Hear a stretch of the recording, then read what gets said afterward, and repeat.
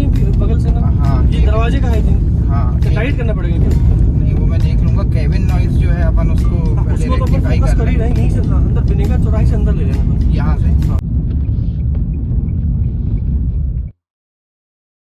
Customer का कहना है कि हम डैशबोर्ड की नॉइज़ से बहुत परेशान हैं और 2 बार ओईएम सर्विस सेंटर में भी दिखा चुके हैं, जिन्होंने इस चीज़ के लिए 2 बार 1 से 2 दिन कार को रखी, लेकिन फिर भी उनका प्रॉब्लम सॉर्ट आउट नहीं हुआ।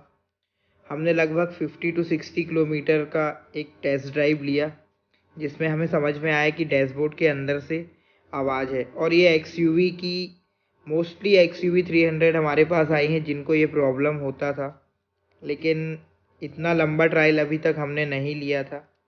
इतने लंबे ट्रायल के बाद हमें समझ में आया कि इस पे प्रॉब्लम क्या है, और उसे सॉर्ट आउट करने के लिए हमने सारा डैशबोर्ड ओपन करने के बाद उसके अंदर के जितने भी क्लिप्स होते हैं उस पर हमने डबल टेपिंग वगैरह की, रबर वगैरह लगाई, और इसके बाद सारा बहुत ही लंबा प्रोसेस था जिसको हम वीडियो के माध्यम से आपको दिखाने वाले हैं। क्लियरली हमने एक एक आवाज़ को हमने बंद कर दी है, एकदम साइलेंट केबिन हो गया है, और आप देख सकते हैं ये प्रोसेस हम आपको दिखाने वाले हैं। आप कंटिन्यू बने रहिए हमारी वीडियोस पे। हमने काफ़ी ट्रायल ली है और ट्रायल की कुछ वीडियोस भी इसमें दी है। हम सारी वीडियोस तो नहीं डाल सकते क्योंकि वीडियो लंबी हो जाएगी, सो आप बने रहिए हमारे साथ वीडियो पे।